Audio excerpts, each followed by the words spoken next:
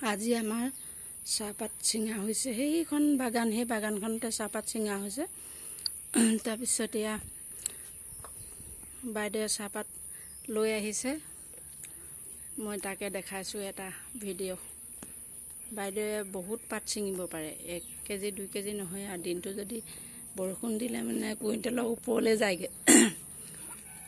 সেইটো কাৰণে বাইদেউ পাত ছিঙি আনিলে। আনক মই আপোনাৰ এটা প্ৰতিচ্ছবি মই দৃশ্য আপোনাৰ ৰাখিছোঁ। সেইখন আমাৰ বাগানখন, সেই ওপৰৰ পৰা এইটো ছমাইললৈ যায়। এই দোকানখনতে মই থাকোঁ। তাৰপিছত সেইটো আমাৰ ৱাটাৰ ছাপ্লাই। এইবোৰ বৰষুণৰ পৰা এনেকৈ পানী হৈছে।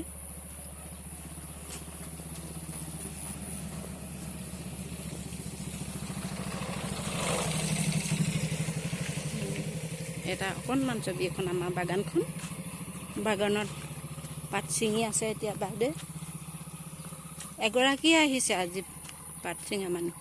তেখেতে অকলশৰে ছিঙিলেও দিনটোত যদি ৰাতিপুৱা 4টা পৰা ছিঙে তেতিয়াহ'লে তেখেতে 2 কুইণ্টেল ছিঙি দিব।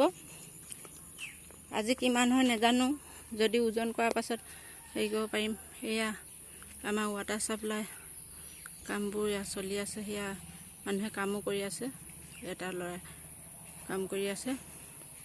সেইটো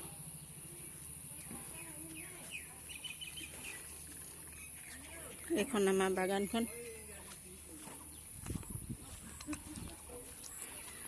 তাৰপিছত আমাৰ সেইদিনাখন হাল মৰা জেগাটো কপুটা হাল মাৰিছিলে যে, এইবোৰ এতিয়া এনেকুৱা পানী হৈ গ'ল। পানী হ'ল এইবোৰ এনেকুৱা জেগাতে আমাৰ ৰুব, শুকাব লাগিব। শুকোৱাৰ পাছতহে সেইটো এনেকৈ। এইজনী বাইদেৱে পাত ছিঙি আহিছে। এইটো ঘৰত, তেখেতৰ ঘৰটো বৰ ধুনীয়া। আপোনালোকে নেভাবিব এই ভগা চিগা ঘৰত থাকে বুলি। তেখেতে মোক সহায় কৰি দিছে। ভাত খাই আহকগৈ যাওক। আমাৰ ঘৰতে ভাত দিলোঁহেঁতেন, কিন্তু বাইদেৱে ঘৰত মানে মাংস আনিছেতো, সেইটো কাৰণে ঘৰতে ভাত খাম বুলি কৈছে। তাৰপৰা এইটো আমাৰ ছমাইললৈ যোৱা ৰাস্তা। এইফালৰ পৰা মানুহ এজন আহি আছে যে, সেইটোৱে ছমাইল পায়গৈ সেইটো ৰাস্তাই। সেইটো মেইন ৰোড পাবগৈ। এইখন আমাৰ তামোলনি বাৰী। এইখন আমাৰ তামোলনি বাৰীখন ইমান ডাঙৰ। আমি তামোল বিকিলে বহুত টকা পাওঁ। এইজোপা নাৰিকল,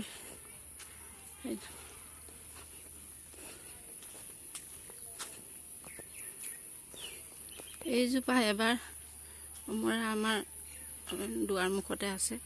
মানুহে অমৰা থাকিব নালাগে বুলি কয়, কিন্তু আছে। এতিয়া 1 2টা কলি পেলাইছে। এইজোপা ওখ। এইটো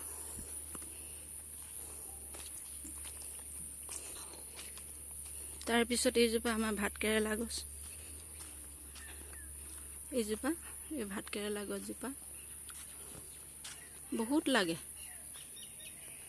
এজোপা নাৰিকল আমাৰ দুৱাৰ মুখতে আছে। এইজোপা হ'ল নিম গছ, এইজোপা তগৰ ফুল। এইটো আমাৰ অভিজিত পেগু। অভিজিত পেগুৱে ক'ৰ পৰা আহিছে নাজানো আৰু।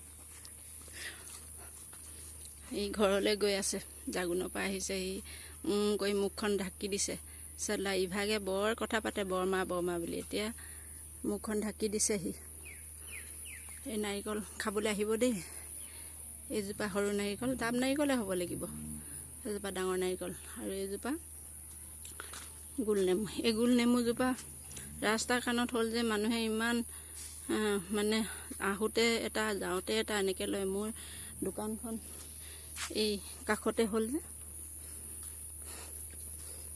এইখন মোৰ দোকানখন। এই দোকানখন মোৰ দোকান, মই ইয়াতে থাকোঁ। আৰু এই আলিটো এনেকৈ পাৰ হৈ এইখন সিহঁতৰ দোকান আছিলে এইখন। কিন্তু এইজোপা নেমুজোপা, এইজোপা আহোঁতে যাওঁতে, আৰু ইফালে এজোপা আম লাগিছিলে। আহোঁতে যাওঁতে ল'ৰা ছোৱালী ডাঙৰ বয়োজ্যেষ্ঠ সকলোৱে 1 2টাকৈ ছিঙি লৈ যায়। এতিয়া মোৰ দোকানখনৰ আগতে আছে যে মোকে ছিঙে বুলি ভাবে কিজানি, কিন্তু মই সেইখিনি নকৰোঁ বাৰু, খাবলৈ মন গ'লে খুজি খাম। এইটো আমাৰ ঘৰৰ ওচৰৰে, আমাৰ মাৰ ঘৰৰ ওচৰৰ এজন দাদা ইয়াত আছে, এজন দিহিঙীয়া লিখে আৰু আমি বৰা লিখোঁ। সিহঁতৰ তামোল, নাৰিকল আৰু এইফালে এজোপা এখন, সেইটো ইহঁতৰ ঘৰ। এইবোৰ তামোল পুলি এনেকৈ আছে আৰু। এতিয়া এইখন আমাৰ চোতালৰ মূৰতে বাগানখন আছে, এইটো আমাৰ চোতাল। এইজোপা এইটো মানুহে গোলঠু টেঙা নে কি বুলি কয়, কিন্তু আমি ৰবাব টেঙা বুলি কওঁ। আমাৰ সৰুৰ পৰা এইটো ৰবাব টেঙা বুলি কোৱা আমাৰ মা দেউতাই শিকাইছিলে।